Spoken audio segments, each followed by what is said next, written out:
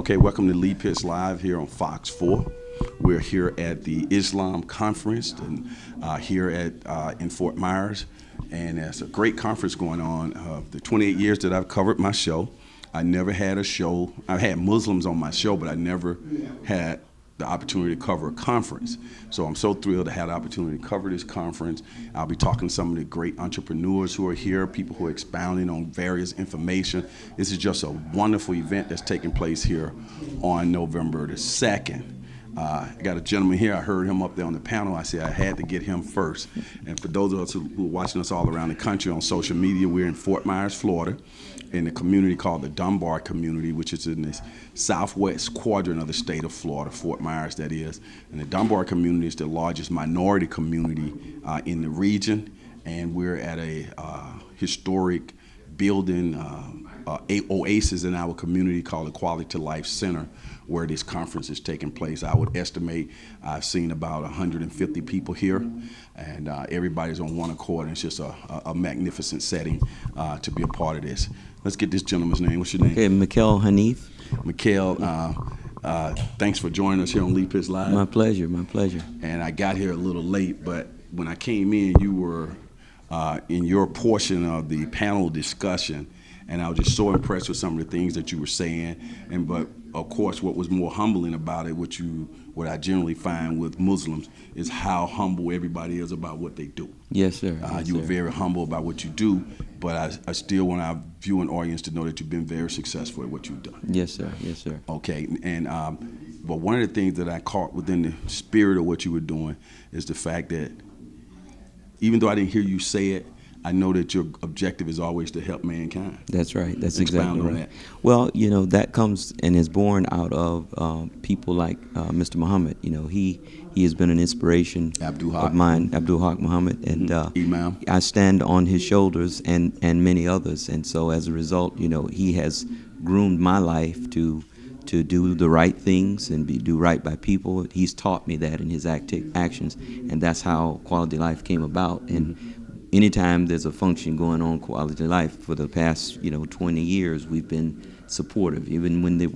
this center was in the Dunbar Center. Mm-hmm. Yeah, so right. yeah, it goes way back at then. the Dunbar Center. Exactly. Before that, we were at the Stars Complex. Stars Complex. So I never did see you back Yes, then. yeah, I was younger. Did you have like a fro or I something? had hair. don't remember you or something. Wow. But I was moving around Exactly, back then. yes. And so since that time, would that mean that you would travel back for that, or you grew up in this area and now you're in St. Pete? I would drive. Back then traffic wasn't so bad, but we'd get here in 45 minutes sometime. Which you were speeding, but it take us an hour and a half to get here. Really? And so we come here whenever the Imam Abdul Haq Muhammad called. We would be here. We would be right here. Yes, now, sir. who is we in your case? I We see a would lot be of family. well. We have communities all over now, but at that time, probably 25 years ago, there were only about 25 mosques in the whole state, and there's a gobs of mosques now. But that time, just the brothers in the community. We would the imam would call and say, "Hey, we're having a function, or we need assistance with painting the mosque." We would whatever we needed to do, and the imam call. We would be here. I find that to be quite fascinating. Yeah, but that's what we have to do. Community means common unity. Okay. And if we don't recognize that we are our salvation, none of us will be successful. What's your name, brother? Shahid. I want to shout Shahid out. That community common that you're talking about. Yes, sir. Okay, so I came in. Abdul Haq texted me this morning. I said I might get a chance to stop by. I didn't even bring my camera equipment. I was just going to come and watch. Yes. Muhammad embraced me. That great embrace. Yeah, he that do. He does. Once he embraces you, it's over. And that's right. So I was like, I didn't know if it was appropriate for me to come here with my camera. So Muhammad, first thing he said, "Hey, Lee, it's okay for you to document this." Wow. And so, give me your name, Shahid. Muhammad gets with Shahid. Shahid comes out to the car with me with that community thing. I'm like, hey, this guy's just helping me out of nowhere. He's just helping me bringing stuff up. We got Been knowing him since he was that tall. He told me he knew me a long time ago. Yeah. And just the humbleness, the way he was helping me. That's right. I turned to him, I said, man, you just helping me like this? Yeah. He was like, yeah, whatever you need. That's right. That's That's a right. thread that runs It's within for the Islam. cause. Is that like a within your Yeah, religion? when you are part of the community and you have to work. You know what I mean? Anytime I come here, I expect to work. Last night we had the grand opening, right? And my wife was holding the ribbon, where you cut the ribbon. When I came to the door, I asked him, I said, "What do you need me to do?" He said, "Man this door right here. Everybody's going to go in at 5:30, and before that, you send them right over here to the ticketing." Well, I come to work. I didn't come to stand around because we have to be an integral part of the success of this community. Not for you, not for me, but for the youths. They need to learn what we're trying to impart. This whole TV show is about helping common unity. Bring us up to a level that is greater than what we had. Learned a lot from Abdul Haq Muhammad over the years. And here's the thing, we'll call him Abdul Haq's name. Here's another one of the things. He doesn't necessarily want all this praise, but it just comes to him because of what? Because of what he gives out. It takes a special person not to work with children. And you were mentioning out there some of your business principles, basic things, like I think you said comes from the old school or whatever. You had a name for it. I'll let you say that in a minute, but I want to phrase my question. Is do right. Yes. Do what you say you're going to do. That's right. I learned all of that from Abdul Haq myself. Not from him telling me, but from observing how he does things. Yes. Expound on that. What I was speaking on is what I learned from him about being clear about your intentions. So, Mr. Muhammad is an organizer at his core. He's a great organizer. And so what I learned from him is that what you say out of your mouth, you better be prepared to stand on that. So, what I was speaking on the panel about is the third law of physics. The third law of physics is for every action, there's an equal and opposite reaction. So when I go out and I say I want to put in an air condition for Miss Jenkins, right, and I underbid the job, I have to stand on that. I have to swallow that loss because I gave her my word. Now, I'm going to lose on that one. But how I'm going to win is that when Miss Jenkins realized I lost on this deal, she's going to tell the neighbor. And the neighbor going to call me. And I'm going to learn from that experience that I undercharged Miss Jenkins, but I got to charge a little more so I can make some money on this deal. But at the end of the day, I kept my word. I got a happy customer, and now I got a referral that I can have 10 more happy customers. That's what I learned from. And $1 plus $1 equals $2. That's the bottom line. You got to count those dollars. I think you said, was it your uncle or your dad that told you that a long time ago? Yeah, well, I don't really remember. I learned it. Okay. I learned it over the years. You were giving those parables, though. Yeah. See, you were telling everything in parables. Yes, sort of sir. remind me Yes, sir. of how Malcolm X used to do things to keep it simple. Yes, sir. So Keep people it could simple. understand. To have a conference like this, right here in the heart of the community, all of these Muslims are here and non-Muslim being educated. What does that do for the uplifting of our community? Well, when people see the energy and the people in their common, their cultural dress, it associates us with something that we are lacking, and that is a culture. See, as people of African descent, we've been deprived of our culture.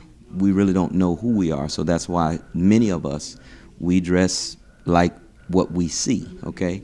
And so that has worked in our favor in many instances. In many instances, it has worked against us, okay? And so for me, I believe that gives the community a perspective that we are trying to associate education with where we come from. See, if you don't know where you stand, you cannot know where you're going. Right. Another thing that it does along the way, too, is the education in terms of the misconception and the misinformation that is constantly being put out about the Muslim religion. Speak to that, how when we have things like this, or when we're constantly meeting people who have of the Islamic faith, we understand that a lot of the misconceptions that may be in public media. Well, that is true. And the broader media is, a lot of times they capture the negatives, the negativities, and that's why I'm grateful for your show. I mean, you're not here to negatively broadcast this event. You're here to let the event be seen for Yeah. what it is. And so, that does take place. The broader media will sometimes capture on some guy named Abdul, and as soon as you see that, he's a terrorist. Right. So, I really can't defend any of that. Because the guy's name is Abdul.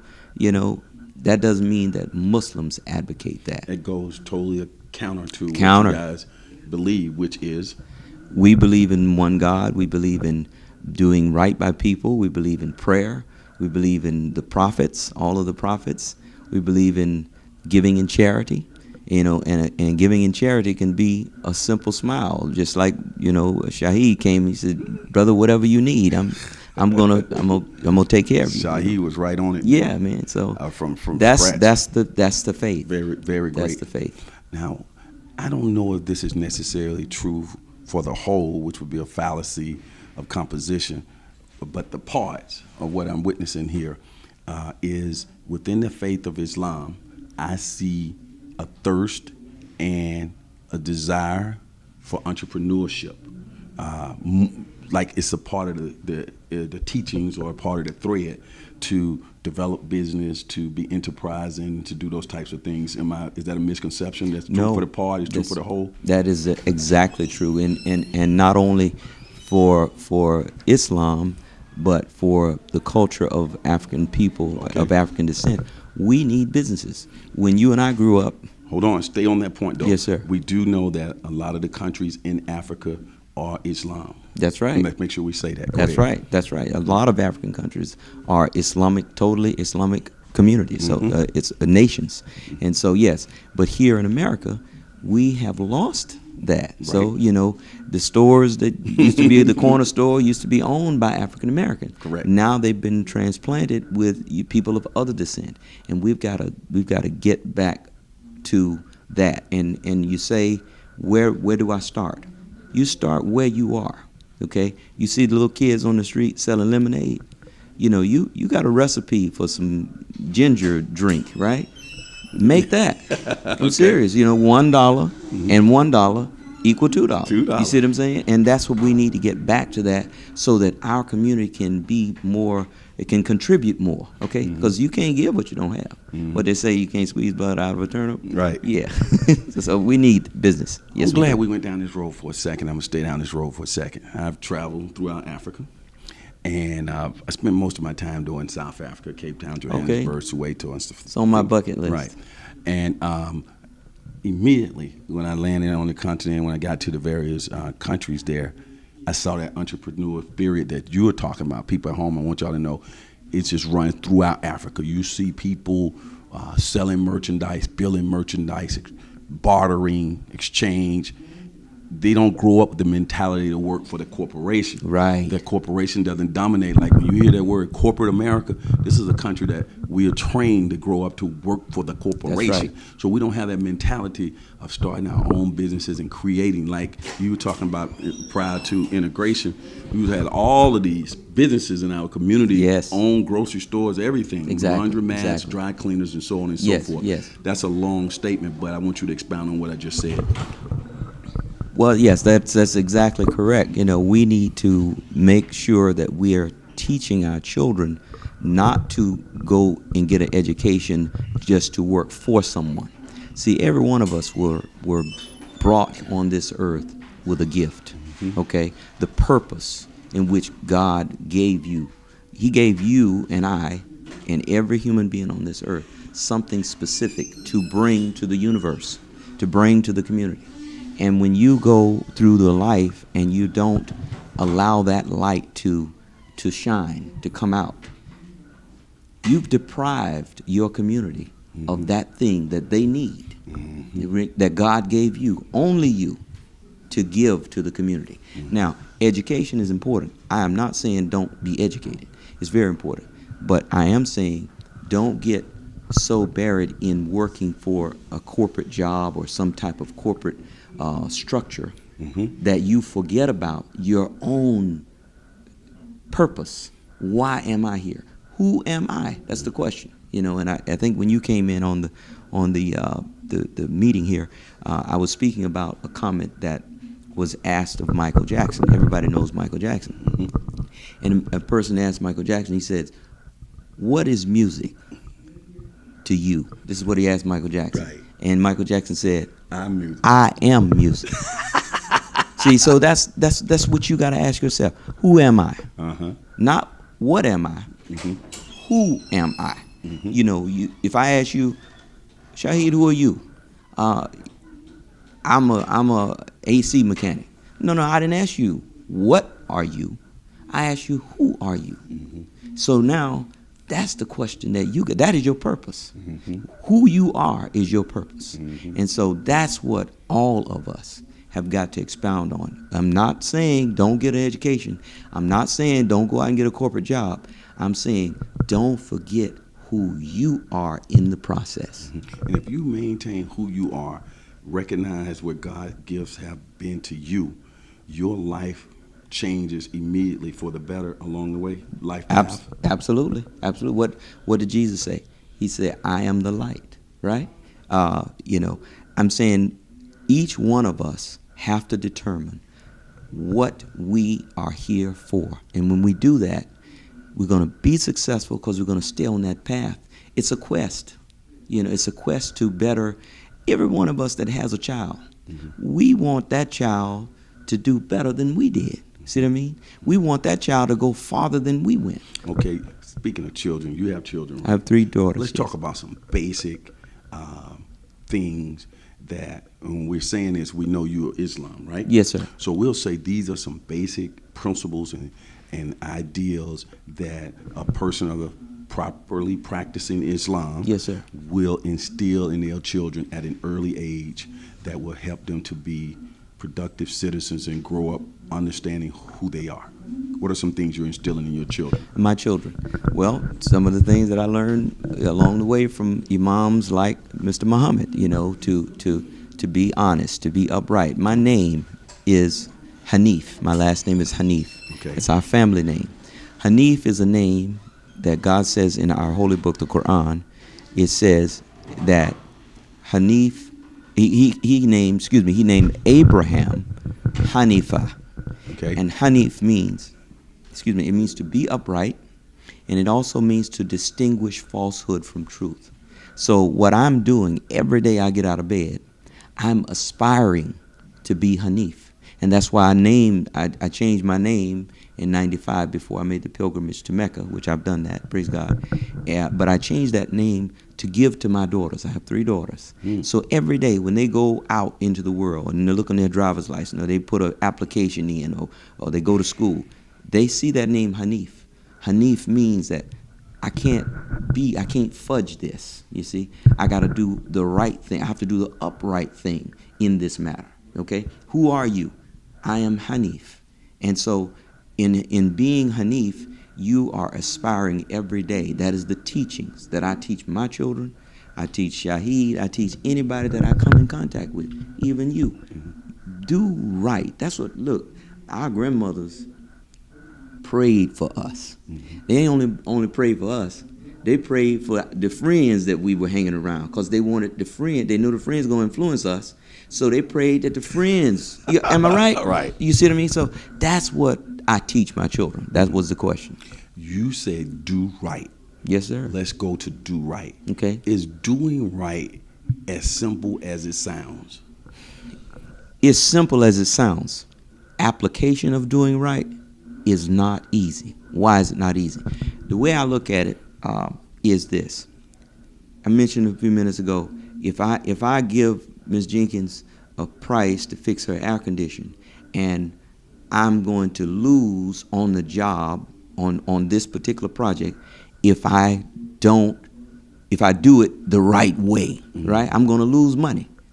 So that makes it difficult because I can just, fudge it a little bit and get by. But that's not being Hanif. That's not being upright. That's not being righteous. Okay? So to do that, it takes strength. It takes honesty. It takes the level of sincerity to your faith, right? To do right. But if you do right, then the blessings come. I got you. Yes, sir. One final question, and one of the things that you hit on is your name. Yes, sir. Within the faith of Islam, everybody has their Muslim name. Yes, sir. All of the names mean something. Every word has a meaning. That is a tradition from Africa as well. Yes. The Africans, their names mean something. Mean something. I said all that to say to you, why is that important that the name means something?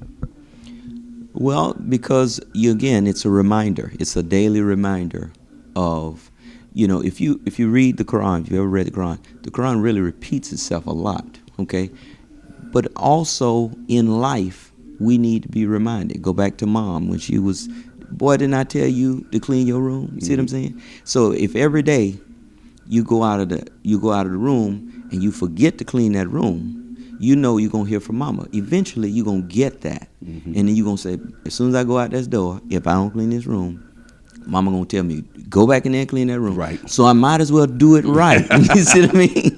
So yeah, that's why it's a practice. It's a Okay, practice. the name allows you to do that. Yes, sir. Now here, I noticed a large amount of females are here as well as males. Yes, sir. And they're fully Clothed. Yes, sir. Talk about that. Well, God, modesty? The modesty.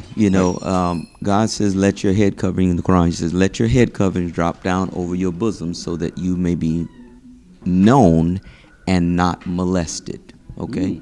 So now, let's fast forward to today's society. Okay? Unfortunately or fortunately, depending on how you look at it, there's nothing left to the imagination when you go to the mall or even the gas station now, and respectfully, to each his own. Everyone has their own culture, but there is a point of, where do I draw the line? Okay, so modesty can be, wearing a short skirt, a long skirt rather. Modesty can be wearing something that's not so fitted that you don't see every curve. Right. And I could just leave it there. So my point is, there's nothing left to the imagination.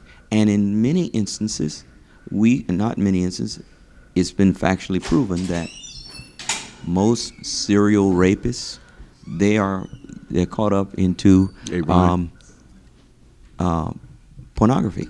Their stories are born out of pornography. Okay. So that's just a safeguard that I believe God put in the Quran for us to live by. Because again, we're not trying to say this is a cult. This is a mandate or anything of the nature. This is God saying to us, I want you to dress this way, and this is why I want you to dress this way. I'm gonna quote it again. He said, for the ladies, he said, let your head coverings drop down over your bosoms so that you may be known. Anytime you see a Muslim, you say, oh, that's a Muslim sister Absolutely, right there. absolutely, Right? And absolutely. the end of the sentence, it says, so that you may be known and not molested. Wow. See what I'm saying? So it's a wisdom. It's not a command. Outstanding. Yes, sir. Hey, bro, it's been a pleasure talking to you. Likewise, Mr. Pitts. Glad to meet you. It's been educational Yes, for me sir. as well, and I tried to also pose some questions that I may have known the answers to, but I wanted our TV audience to Yes, sir. continue to be educated. Yes, sir, and I'm grateful. And that is, again, education is at the core of what's going on Yes, here sir. this evening. It's at the core of this brother here. Yes, sir. And some more people that we'll be bringing here to talk to us. Yes, sir. So I can leave you with Assalamu alaikum. Wa alaikum assalam. I'm grateful. Okay, sir. tell them what all that means. And that means, Assalamu alaikum means, may the peace that only God can give be upon you. Not just you. When you say Assalamu alaikum, that kum on the end means not just you, it means your entire family. Okay. Yes. And then you replied with wa alaikum salam. The reply would mean wa alaikum assalam, and it means likewise, peace be unto you. That is the reply. Just that simple. Yes, sir. We'll be right back.